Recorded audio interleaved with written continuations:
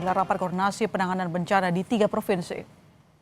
Usai rapat koordinasi, Menteri Koordinator PMK Pratikno bilang, Presiden Prabowo Subianto telah menginstruksikan agar penanganan bencana dilakukan secara serius. Selain memastikan penanganan bencana, kata Pratikno, pemerintah juga menyiapkan pemulihan pasca bencana. Adalah Pak Presiden Prabowo sudah perintahkan kepada kami untuk serius menangani bencana untuk penanganan tanggap darurat ini.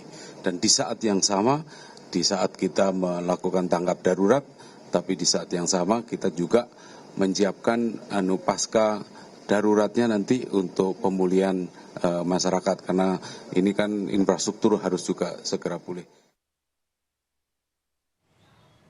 Penanganan bencana terus dilakukan pemerintah, salah satunya di Tapanuli Tengah. Untuk mengetahui perkembangan penanganan bencana di Tapanuli Tengah, sudah bergabung Bupati Tapanuli Tengah Masinton Pasaribu. Bang Masinton, selamat petang. Ya, selamat petang Mbak Cindy. Bang Masinton, tadi kan Anda ikut rapat juga sama BNPB. Poin prioritas yang akan dilakukan dalam waktu dekat ini bagaimana penanganannya?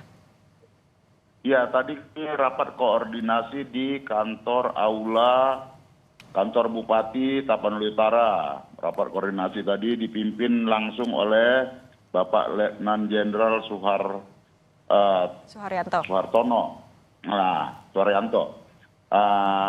Bersama Bupati Tapanuli Utara, Pak John Taripar Huta Barat, Bupati Tapanuli Tengah, dan Piajum, Gubernur Sumatera Utara, dan seluruh jajaran penanggulangan bencana. Jadi penanganannya karena sekarang itu akses ke Tapanuli Tengah itu terputus, Mbak. Terputus via darat, terputus dari jalur Tarutung, Tapanuli Utara, karena itu ada 57 titik daerah longsoran yang menutup badan jalan. Dan dari Tapanuli Selatan juga, dari Batang Toru, Tapanuli Selatan ke Tapanuli Tengah juga terputus, jembatan banyak terputus. Dan kemudian akses dari Pakat Humbang Hasundutan menuju Tapanuli Tengah, baru Tapanuli Tengah juga terputus karena longsoran. Nah, kemarin kami, saya dan Bupati Tapanuli Utara, Pak John Taripar Huta Barat, kami meninjau lokasi titik-titik longsoran membawa alat berat. Nah, namun kondisinya sekarang sedang ditanganin pembersihan di ruas-ruas jalan dari Tarutung menuju Sibolga, Tapanuli Tengah.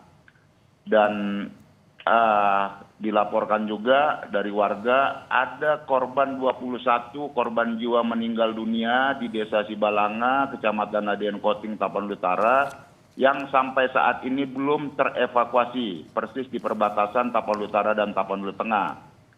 Nah, evakuasinya akan seperti apa, Bang Masinton?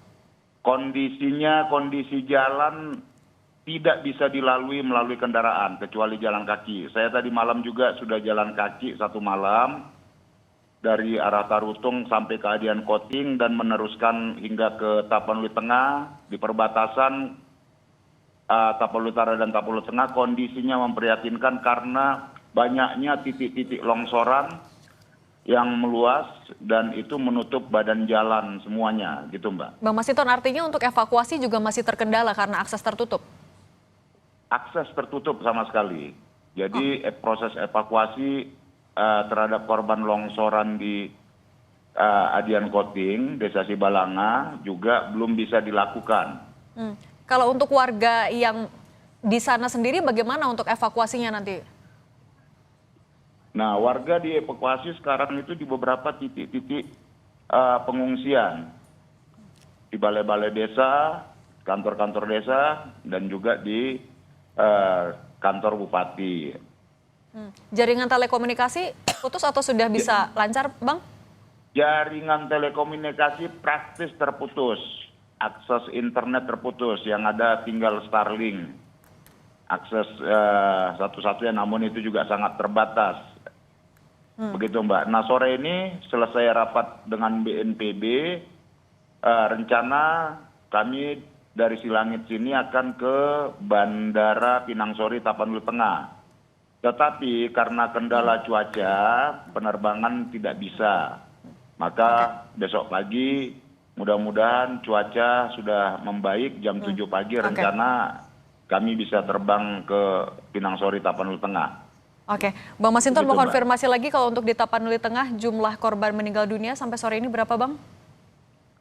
Jumlah korban yang teridentifikasi di wilayah Tapanuli Tengah dan ini masih berjalan terus pendataan, sementara ada 8, tetapi kami belum karena kesulitan akses, baik komunikasi dan juga akses jalan yang terputus-putus, kami belum dapat kondisi real sesungguhnya karena beberapa desa kecamatan itu tadi juga baru mengalami banjir bandang di daerah Kecamatan Sorkam akibat luapan dari Aek Sibundong.